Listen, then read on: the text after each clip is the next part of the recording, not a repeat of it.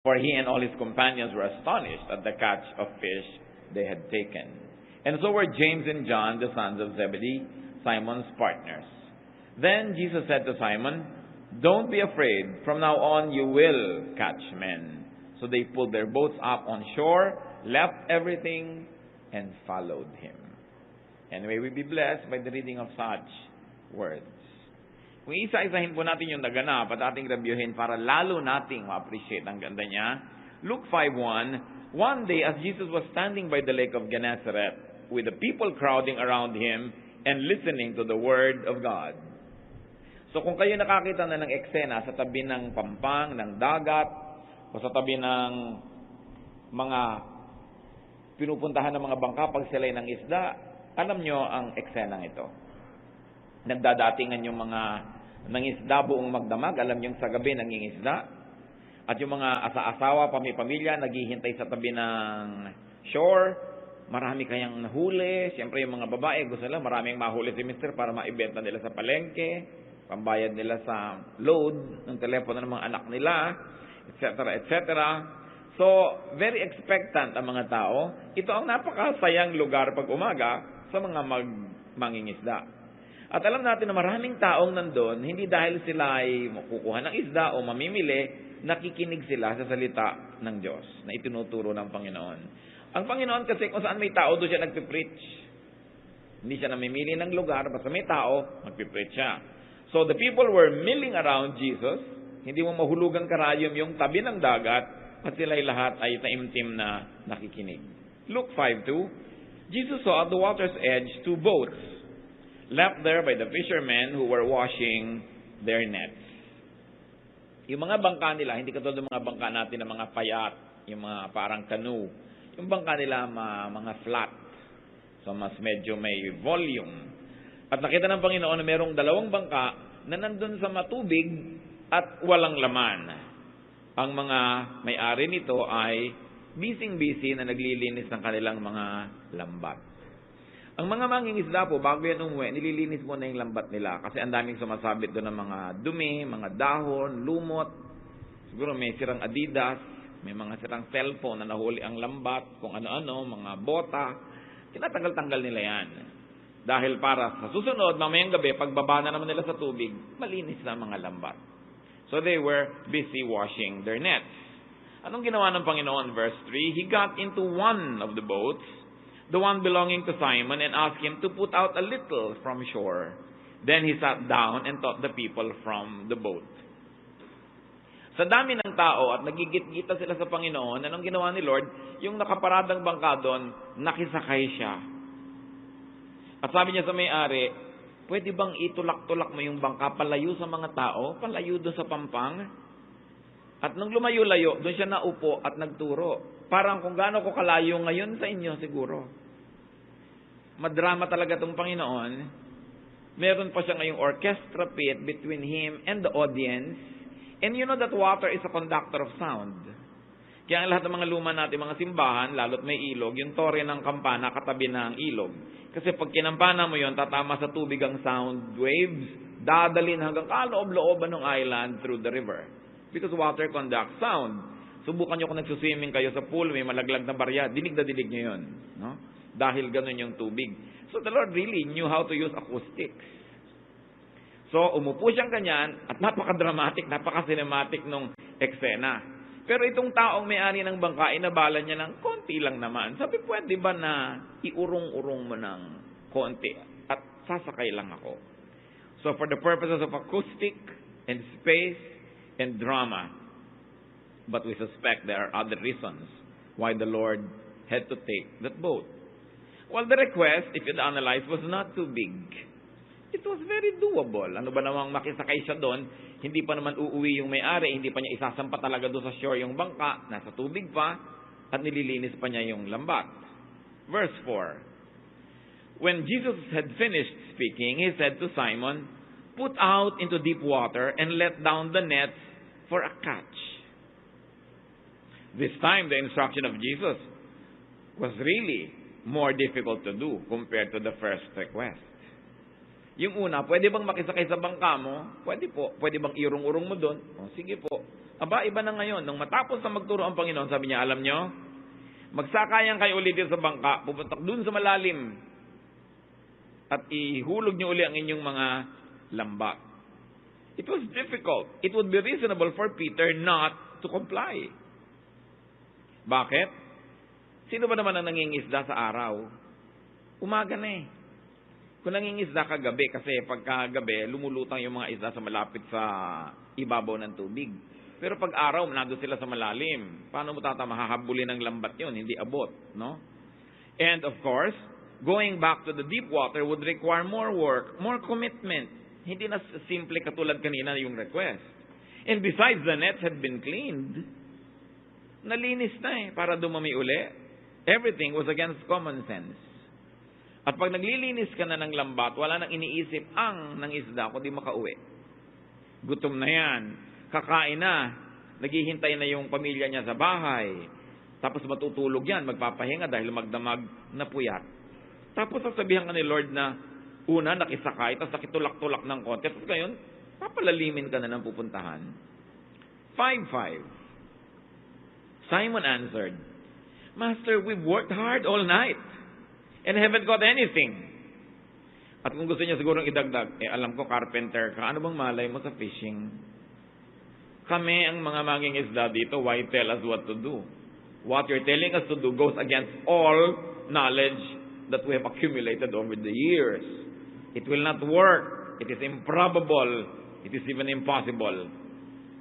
Pero ituloy natin yung verse, sabi niya, but because you say so, I will let down the nets. Sabi, mahirap yan, imposible. Pero dahil kayo ang nagsasabi, sundin. Sige po. Sabi ko mga kasama niya, ano?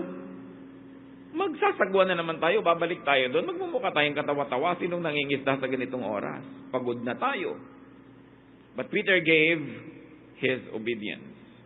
First of all, he gave a contradictory answer. Sabi niya, they worked hard all night, they caught nothing. Para niya sinasabing walang mangyayari. Pero binaliktad din niya yung sarili niya. Sabi niya, but because you said so, we will do it. They would go out to the deep part of the lake. They would let down the nets. Verses 6 to 7. When they had done so, they caught such a large number of fish that their nets began to break. Ang mga nets ng araw, mga kapatid, hindi nylon. Gawa lang yan sa mga rope, no? Para mga abaka, fibers, natural fibers, na saka bababad sa tubig, lumuluma, at pwede ngayong rumurupok na, pwedeng mapilas, pwedeng magkaputol-putol yan. Verse 7, so they signaled their partners in the other boat to come and help them.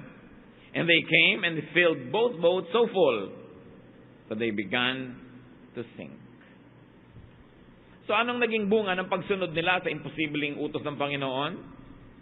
Nung ihagis nila ang lambat nila at inangat nila, hindi nila maiangat-angat at magpipilas na lang at mawawasak na yung lambat sa dami ng laman. So, sumignal sila, alam nyo no, yung tubig, kita ka kahit malayo, at yung isang bangka pa ng kanilang mga kasama, lumapit, pinuno nila yon at pati yung sarili nilang bangka. At ngayon, etong nangyari, yung dalawang bangka, lulubog na sa dami ng laman.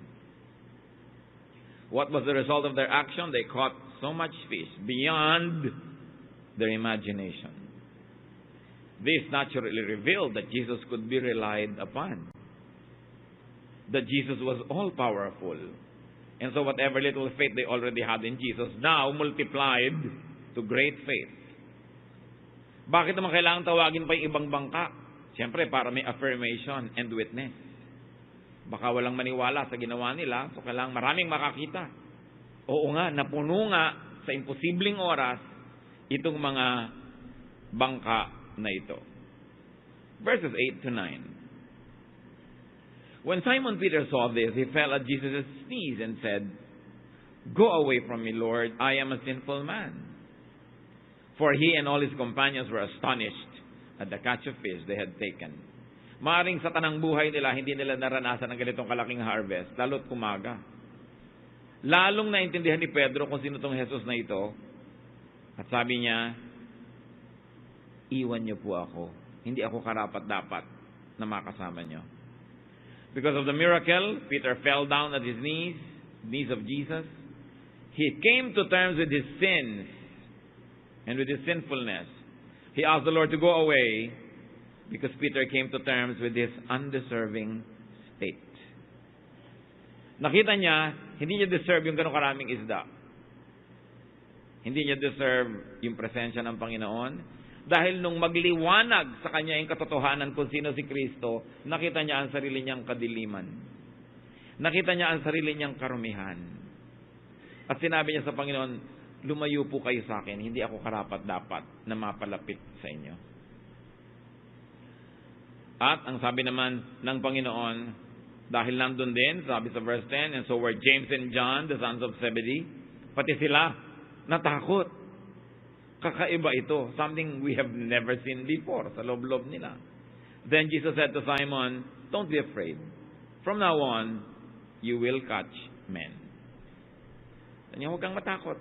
Mula ngayon, hindi na isda ang dadalhin mo. Ang kukunin mo sa tubig. Tao na ang kukuhanin mo mula sa kasalanan, mula sa impyerno, mula sa kapahamakan. So what was Jesus' next instruction? It is, you will be fishers of men. Don't be afraid. At sa verse 11, ang ginawa ng lahat ng lalaking ito, so they pulled their boats up on shore, left everything, and followed him. Yung mga mangingisda, walang mahalaga dyan kundi isda. Siyempre, mangingisda sila. At matapos silang ngayong mabigo, at sumunod naman kay Jesus, nagtagumpay. Nakuha nila lahat ng isda na pwede nilang dalhin ng bangka nila. Remember that the supply of fish that was given them was not limited by God's capacity to give. It was limited by the size of their boats. It was limited by the size and quality of their nets. Kung matibay sana yung net nila, pwede pa eh.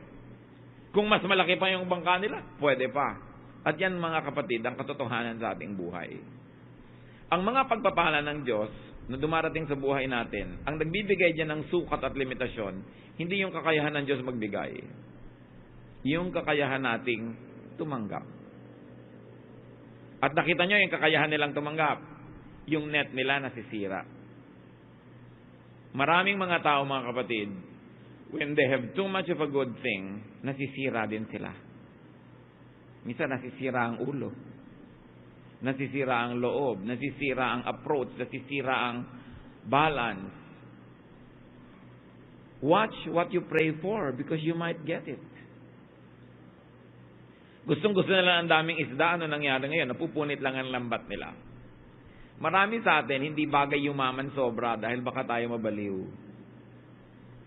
Kaya salamat tayo kung ano binibigay sa atin kasi yun lang kaya natin eh. Kaya naman ng Diyos paulanin ng pera. Pag uwi mo, punong-puno ng pera yung bahay nyo. Imposible ba yun? O gusto mo, isda na lang. Diba? Gawin mong bagoong. Pero, kaya mo bang dalhin yun? Yung mga iba gusto nila maging Miss Universe. Kaya mo ba na maging Miss Universe? Hindi lahat. Maraming hindi nangyayari ito. Pero maraming babae kung kailan maging beauty queen, doon napapariwara. Diba? Kung kailan gumanda, kung kailan napansin ang marami, doon ngayon nagkamali-mali ng choices, kung kani-kaninong buhay na asangkot at napabuhol. Maraming mga singer, kung kailan sumikat, doon nasira. Mabuti pa nung kumakanta na lang yung may lamay at mga binyagan sa baryo nila, hindi siya nasisira. Nung sumikat, kung kani-kaninong lalaki na asangkot at nagkagulo-gulo buhay. May mga yumayaman na pagyaman, doon tuloy napatay, doon nakidnap. Mabuti pa nung mahirap siya, wala nag-i-interest sa kanya. Nung yumaman, doon siya kinidnap. Ikirap pa hamak. Huwag kayong reklamo ng reklamo kung anong meron kayo, kasi yun ang kaya nyo. Akala lang natin, kaya natin yung higit pa. Alam Diyos ng Diyos siya, di siyang nakakasukat sa atin. Mahal tayo ng Panginoon. Pag meron siyang no sa request nyo, no dahil makakasama sa'yo pag napunta sa'yo. Kaya kahit ang sagot ng Lord sa mga prayer natin, no, yes, thank you, Lord. Thank you, Lord. Because you know best. Diba? Alam niya yon. So, ano nangyari? Masisira ang lambat. Kasi hindi naman nila kaya yung ganong bigat ng isda eh. Pero pinilit pa rin nila ha. Isinakay nila lahat sa bangka nila lahat yung isda. Kaya lumulubog ngayon sila. Alam niyo na naman ang kahulugan yan. Yung mga bangka natin, may load limit. May kaya ka lang. Dapat huwag kang sakim. Huwag mong sobrahan. Yung tama lang. So, ibinigay ng Panginoon. Sabi ko ng Lord, gusto niyo pala isda? Okay, isda. Kaya ngayon, nagkanda takot ito mga lalaki ko. Diyos ko, balis po kayo sa amin. Diba? Huwag niyo kaming ganituhin dahil akala nila ang presensya ng Diyos sa buhay nila will bring judgment. Pero ang maganda nito, sila na mismo ang nagkusang umamin ng kanilang kasalanan. Sabi ni Peter, makasalanan akong tao, huwag kayong manatili sa aking paligid. Pero yan, na-realize lang nila lahat dahil sumunod sila. As Peter and men believed, the men, they obeyed, Jesus went deeper. Balikan natin yung kwento. Una, hindi naman sila Peter talaga yung audience, Iba naman talaga yung nakikinig.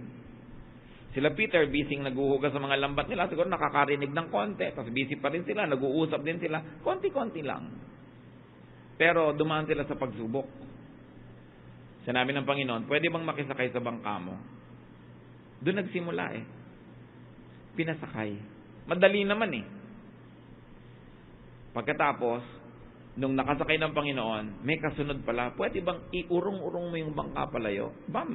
May labor involved na, Medyo mahirap na ng konti. Pero, sige, nandyan na. Alangan man paalisin ko pa itong preacher na to. At madali namang gawin. Sige, inurong. Pero dahil inurong at nalayo sa mga tao, ang totoo, sa kanila nalapit. Kasi sila yung mga nakalubog hanggang bewang at ililinis sila yung mga lambat nila, nilalabhan nila Sa kanila lumapit si Lord. Hulaan nyo kung ba't naiwan yung maraming tao sa pampang. Maaaring mga usisero lang sila, hindi naman mga sincere nakikinig. Kaya sabi nila, I'm wasting my time with so many people. Well, focus on a few. So nalayo-layo, mas naging listener sila Peter. At dahil doon, kung kanina, kapra-kapraso lang nadidinig, dumami siguro yung nadidinig. At siguro habang naglilis, oo nga, may point siya. Nag-agree sila. Kaya ngayon nung si Lord gumawa na ng mas malaking request, pwede bang bumalik kayo sa laot? Sumunod na sila. Kasi mas lumaki na yung pananalig, mas lumaki na yung nadinig, kasi pinagbigyan nila si Lord. Siguro naman alam niyo kung anong tinutumbok ng usapan natin dito. Hindi lang si Peter ang special sa Panginoon, bawat isa sa atin. So si Lord humihingi ng konting space sa'yo. Pwede bang makisakay ng konti sa bangka mo? Pwede ka bang mag-quiet time ng 10 minutes? Pwede ka bang mag-pray ng 5 minutes? Pwede ka bang umattend ng church once a week? Pwede ka bang makinig ng ganito? Konti lang. Madali naman, pwede gawin. Pero kung doon pa lang magnono ka na, hanggang doon na lang yon, tama ka na. Pero dahil pumayag si Peter, sa buhay din natin, kung papayag kayo, bigyan si Lord ng konting space, konting panahon, mamaya, pinifeed ka niya, ready ka na para mas mabigyan ng mas malaking space ng puso mo. Sabi nga Lord, sige, attend ka na ng attend, 3 taon na. Baka naman pwedeng maging usherette ka na. Baka naman pwedeng maging Bible study leader ka na. Ay naku, malaki-laking commitment na yata yan. Medyo maghahanda-handa na ako. Mahirap nang umabsent. Pero dahil na-expose ka na sa content, lalaman mo na yung kabutihan ng Panginoon, willing ka na dapat na more. At pagkatapos kayong pumapayag ka na, baka mamaya tawagin ka na mag-full-time mission, pupunta ka sa Kabul, o kaya sa Islamabad, di ba, sa Iraq, Basilan, mga ganyan, no? Privilege yan. Pero sa inyo na muna yung privilege, no?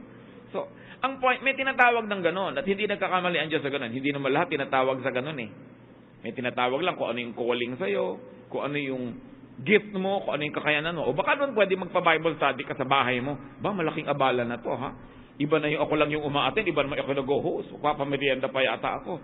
Palaki ng palaking abala. Pero alam nyo, yung pang-aabala ng Panginoon, hindi ka naman nalulugi. Kita nyo, nung sumunod sila, halos lumubog sila sa isda. Nasobrahan din naman kasi. But the Lord was dramatizing a point. That if you're willing to give Him your time, your space, He'll give you anything. Pero bakit sumobra yung isda at sumobra at lulubog sila? Kasi hindi naman talaga yun ang mabuti para sa kanila May iba pa. Akala ng mga mangingisda, nabubuhay na lang sila para sa isda. Pero iba pala ang plano ng Diyos. Si Peter pala gagawin isang great disciple, great apostle. To the point na hanggang ngayon pinag-uusapan natin sila. Kung naging mangingisda lang sila, kahit pabarko-barko yung isda nila, malilimot na sila after 10 years na namatay sila. Wala na, tapos na yun. Pero dahil lang ipinatanim sa kanila ng Panginoon, ipinahuli sa kanila kaluluwa, hindi lang isda. Hanggang ngayon, hanggang sa lahat ng panahon, nandun sila dahil sumali sila sa gawain ng Panginoon to be fishers of men. So tayo, ang tanong, gaano kalaki ang binibigay nating space sa Panginoon? Yung iba talagang, Lord, willing ako ha, pero aaten lang ako Wednesday lang, walang Sunday. Talagang, hanggang ka lang. No? Ayoko ng mga kasakasali, may mga meeting, kung ano-ano, hanggang dyan ka lang. So hanggang doon lang yung blessing mo. Nabe-bless ka rin naman. Pero iba yung hanggang gusto ng Panginoong yayain ka, sumasama ka. Yung sabi niya, Lord, mahirap yan. Tulad ng sabi niya, umaga na, ang layo, ang lalim, nahugasan na yung net. Pero sabi niyo kasi, let's do it. Ganun yung attitude. Na, sabi ng Panginoon di gawin, alangan namang mali siya, napatunayan niya. At alam niyo kung ba't sila biglang iniwan na ngayon yung mga isda at lambat at mga bangka. Na iba na sila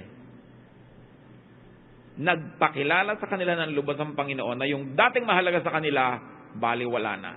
Iniwan na nila dahil nakita na nila ang tunay na halaga ng buhay. But first they had to be made to realize that what man desires could make him sink. Gusto nila isda, lumulubog sila dahil sa isda. Bantayan niyo mga kapatid kung anong ninanasa niyo sa buhay at hinahangad. Kasi maraming hinahangad natin sa buhay, yun lang pala magpapalubog sa atin. Binabantayan niya. Dapat tama lang, wag sobra. Too much of a good thing, like too much fish, can break your net. Kahit love, yung sobra kang in love, mamaya dalig mo pa sisisa, nandiyan ka sa breakwater. Sisisa sa breakwater. Parang 3 pelikulang pinagsama-sama yan, ano? Sobra kang umibig. Iibig ka, pero huwag sobra rin. May tinitira ka sa iyo at lalong-lalo may tinitira ka sa Diyos. Huwag yung bigay na bigay.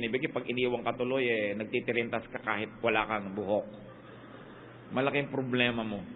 Pag sumobra ang isang bagay, sumobra kang hilig sa aral, anything. Sabi ni Solomon, a man of God, a woman of God will avoid all extremes. Nasobrahan, nag-break yung net. Yung sobrang gastador at sobrang kuripot, pareho lang yan.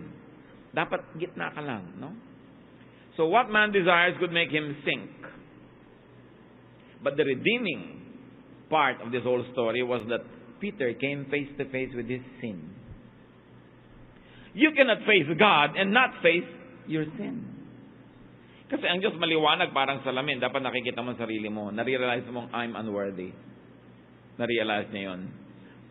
And the better reaction, meanwhile, maganda yung reaction ni Peter Sabi niya, Lord, umalis po kayo, may kasalanan ako. Good yun, pero may better sana. Sabi niya, makasalanan po ako, Lord, forgive me, restore me, and then use me. Dapat yun. Maraming mga taong ganoon. Halika sa Bible study. Ayoko, marami kong kasalanan. Baka mamaya, pigilin niyo kung mag-drugs. Ganyan. Baka mamaya, pati pagmamadyong ko, pakialaman niyo pa. Ha? Yung mga iba, ayaw nilang lumapit sa Bible, ayaw nilang lumapit sa Bible study, ayaw nilang lumapit sa Diyos, dahil gusto nila ituloy yung mga pinagagagawa nila sa buhay. Kaya ayaw nila. Alam nila kasi, kahit hindi sila umaaten ng church, alam nilang hindi mo pwedeng biruin ng Diyos. Pag lumapit ka, meron ka dapat responsibility na ayusin mo yung buhay mo.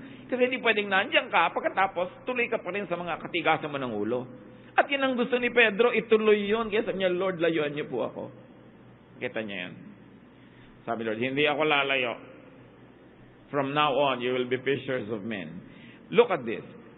Peter was not required to be holy to be used by God. Kung kailan niya inamin ang kanyang sobrang kasalanan, doon siya lalong kinommission to do the work. Hindi naman sinabi ni Lord na kailangan ang linis-linis mo bago kita gamitin. As you are where you are, if the Lord would like to call you, He will use you. Kaya hindi tayo dapat sobrang naarte na, bakit kumakanta sa choir yan? Kahapon may kasalanan. Problema niya itang Diyos, huwag kayong makialam doon. Diba? Kasi pag judge mo pa lang sa Kanya, nagkakasala ka na rin. Kung ang gagawin mo, lahat ng pwedeng kumanta, pwede magturo, pwede mag-preach, perfect, walang matitira. Kaya si Peter, inamin niya ang kasalanan niya, sabi Lord, you will become a fisher of men. Hindi ni-require yung holiness. Alam niyo kasi yung holiness, progressively, bunga na yan ng paglilingkod, exposure to the Word of God, pagkakababad mo sa gawain ako, kadwi ka, nag-aayos-ayos ka, pero hindi yung requirement. The church had made it a requirement. That's why the church had become more oppressive than God.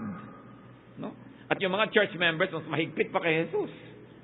Itong Peter na to, hindi ito magkukwalify. Kung siguro tayo yung mga deacons at mga kung ano, baka hindi pwede si Peter. Pero kay Lord pwede. Salamat na lang kasi tayo naman lahat ay mga Peter.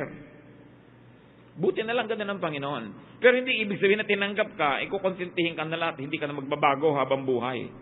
Tinanggap ka para magsimula ka magbago. Kailangan may pagbabago nangyayari sa buhay ng tao na alam natin nangyari kay Peter. But we know na hanggang kaduluduluhan na lang, marami pa rin silang kamalian. Pero pinapatawad pa rin ng Panginoon. Ang bait-bait ni Jesus. Kung ang mga Kristiyano magiging si Jesus ang model ng kabaitan at kung di sino mahihigpit ng mga disipulo, iba kasi disipulo dito mas mahigpit pa kay Jesus di ba? Kung hindi yung mga mahihigpit na mga religious leaders, ang gawin nating model at ang Panginoon, magiging masarap kasama ang mga Christians. Papanabikan tayong kasama kaysa iwasan na makamag-anak. No? At kung tayo pinananabikang kasama, nandun tayo, nagiging asin tayo ng sanlibutan dahil lagi tayo nakababad sa mga nabubulok o matatabang na magkakaroon tayo ng katuturan. Pero kung sobra kang righteous, sobra kang judgmental, sobra kang pihikan, iiwasan ka ng tao. Paano ka makakapag-serve? Paano ka magagamit ng Panginoon? Alam niyo, ang ginamit ni Lord ng mga servants niya, puro yung mga latak ng lipunan Kasi, yung 99% ng mga latak ng lipunan, hindi maaasiwang lumapit sa kapwa latak. Kung yung lalapitan mo, talaga yung ang gaganda ng costume, mga puting-puti ang mga damit, nakakaasiwa. No? Na kaya, ang galing-galing ng approach ni Lord. So, kahit hindi hiningi ni Peter yung forgiveness and restoration and empowerment, yun naman ang nakalaang ibigay sa kanya ng Panginoon. Pero sinabi sa kanya, from here on, you will become fishers of men. Ang ganda ng naging ministry nila. Kaya nagtaka siguro ang lahat, pagbalik nila, umaapaw ang bangka nila, pero iniwan nila, may iba na kasing mahalaga sa kanila. Jesus denied Peter's request, and redirected it to godly service and discipleship. So the men left everything and followed Jesus. As they are everything at that point could only make them sink. Remember, the fish could only drown them. So iniwan nila yon. The same phenomenon of being with Jesus can happen to people today. Today, people can find and follow Jesus if only they would accommodate Him on their boats. So anong boat nyo ang gustong sakyan ng Panginoon? Nasa sa inyo kung papasakayin nyo o hindi. Willing ka bang paabala? Willing ka bang magbigay ng space? People can follow Jesus if only they would accede to Jesus' little and doable demands. Pagkatapos noon, they could follow Jesus even in His more demanding and improbable commands.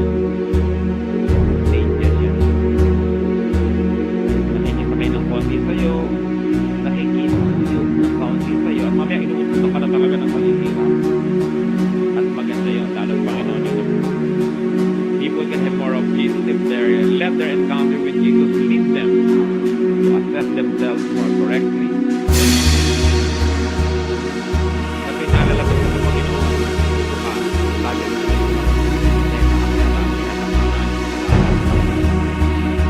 ako yata ang itinuturi. Ako yata ang pinarinig niya. Dapat ako vaccine.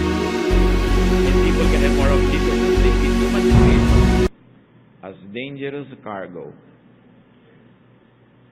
Sa iba na, naiiba na yung pananaw mo. Antikin mo na sa too much fish, dangerous cargo.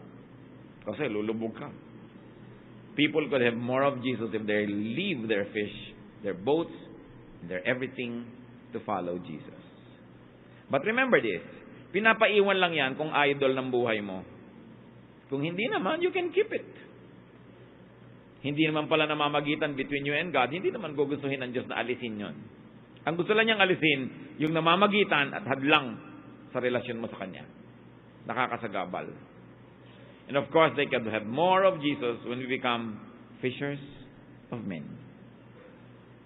Kahit ano ang inyong profesyon, mga kapatid, you can become fishers of men. Hairstylist kayo, habang ginugupitan nyo yung inyong client, dinadala nyo sa Panginoon, fishers of men ka. Doktor ka, nurse, technician, latero, welder, hilot, kahit anong ginagawa mo, kung gusto mong balitaan ng tao tungkol kay Kristo, kaya mong gawin yun. Kaya lang siyempre, huwag naman yung ayaw ng makinig, pinipilit mo pa.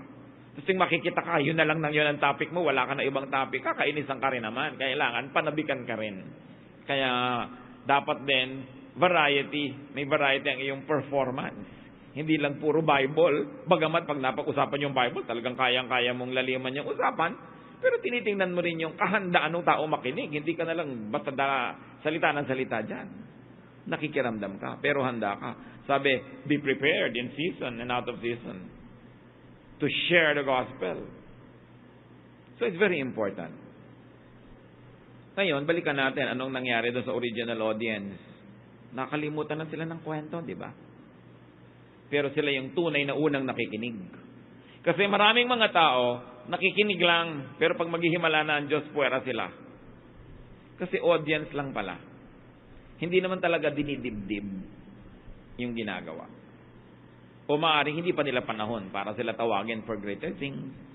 O talagang ipinokus lang kay Peter yung kwento dahil siya yung goal ng Panginoon, nakuha nila disciple. But whatever it is, nawa, huwag mangyari sa atin yung pag may miracle na naiwan ka na. Parang yung ang daming tao nagkakagulo sa paligid ni Jesus, may isang babaeng dinudugo na humipo sa laylayan ng damit niya, gumaling. Tapos sabi ng Panginoon, sino humipo sa akin? At sabi ng mga disciples, paano naman namin malalaman ang dami-daming tao dito? So ibig sabihin, ang daming humihipo sa Kanya. Pero isa lang yung hipo na naramdaman ng Panginoon. Kasi yun lang yung hipo na may pananalig. So maraming humihipo, walang pananalig. Maraming nakikinig lang. Kaya dapat gumraduate tayo from being ordinary. When it comes to hearing the Word of God, when it comes to touching Jesus, yung talagang may pananalig, may inaasahang mangyayari, at merong kahandaan na sumunod. At pag gano'n ang ating attitude, meron laging mangyayari sa ating buhay. The call of Jesus comes by steps. Merong tinatawag na nasa level ng nandun pa lang sa tabi ng dagat, nakikinig-kinig pa lang. Umalis at dumating siya, walang difference. Meron naman, in-accommodate mo na sa bangka mo. Meron naman, hindi lang in-accommodate, inakay mo pa yung bangka papalayo ng konti. At meron namang talagang namangka ka na dahil sumunod ka sa malalim. Ang tanong mga kapatid, nasan kayo sa stage na to ngayon? Sino tayo sa mga characters na to? At sino dito ang gusto nyong maging huwaran ng buhay sa ating relasyon sa Panginoon? Ama namin sa Diyos, salamat po sapagkat kayo Diyos na punong-puno ng hiwaga. Punong-puno kayo, Panginoon, ng karunungan, pati sa mga dealings niyo sa amin. Salamat sa kwentong ito. At salamat sa mga work ng tulad ni Peter at ang mga kasama niya, nakarating hanggang sa amin yung gospel. From generation to generation to generation, nakarating sa amin ang mabuting balita dahil yung mga tinawag mong maging fishers of men, sumunod sa inyo. Unang-una, salamat Lord sa taong ginamit mo para kami magkaroon ng kaligtasan. Yung nagtiyaga sa amin mag-share, magturo, or maybe a team of them. Several of them probably did not even know each other. Pero lahat sila ginamit mo para kami hanguin mula sa tubig at dalin sa iyong bangka. Salamat, Panginoon, sa kanilang gawain. May you bless everybody that you have used as fishers of men para sa aming ikinabuti. Sa mga nagyayaya sa amin sa church, nagtatsaga mag-invite, nagdadala sa Bible study, nagre-regalo ng Bible, lahat ng mga ito nagme-minister sa amin. Turuan mo nawa kami, Lord, maging tulad din nila. That we become a part of this chain. That for a while we were recipients, now we will become channels of blessings. So more and more people will become recipients, and in turn, they will become channels of blessings. At hindi malagot ang gawain ito hanggang lahat kami, yung mga namatay man noon at mga buhay na abutin ng panahon, lahat kami humarap sa inyong muling pagbabalik. At kami magsusulit sa mga ginawa namin. sa mga ginawa namin, sa mga lambat at bangkang ibinigay mo sa amin, how we can be fishers of men. At alam namin, Panginoon, susukatin mo yung accomplishment namin, hindi sa tunay na isda o mga nagawa namin, kundi sa dami ng mga kaluluwang nadala namin sa iyong paanan. Directly man, kami man yung ginagamit mo, or indirectly, because we are part of the team, we are supportive of people who are doing this. Lord, we're part of this whole family. Thank you for the privilege. Ang dalangin namin sa bawat panahong ipinapahiram mo sa amin, huwag masayang. Dumami ng dumami ang mga isda na nadadala sa iyong bangka, nahahango mula sa tubig ng pagdurusa, kapahamakan, kawalang pag-asa at kadiliman. May you use us, Lord. At alam namin, nagagamit nyo lang kami, hindi naman kayo namimilit, nagagamit nyo kami habang willing kaming magpagamit sa inyo. Ituro nyo sa amin, Lord, how we can be more and more like Peter, that we may willing throw our boats into the deep water, despite all the reason not to obey you, despite all the reason not to follow you. Ituro mo sa amin, Lord, na pag kayong nagsabi, agree man kami o hindi, sumunod na lang kami. At sa pagsunod namin kayo nakikilala, sa pagsunod namin, lalong nakikita ang inyong hiwaga at kapangyarihan. Magbulay-bulay tayo sumandali, mga kapatid. Tingnan natin kung saan tayo nakatayo sa tawag ng Panginoon. At kung may hinihingi sa atin ng Panginoon na space, gusto niyang makisakay, oras, service, nawa makita ng Panginoon, willing tayo. Because it is only in obedience that we discover God more and more. Let's be alone with the Lord for a while. Magbulay-bulay. Pasalamat natin ang mga realizations na ibinigay sa atin ng Panginoon, and commit yourself so that when Jesus calls, you will hear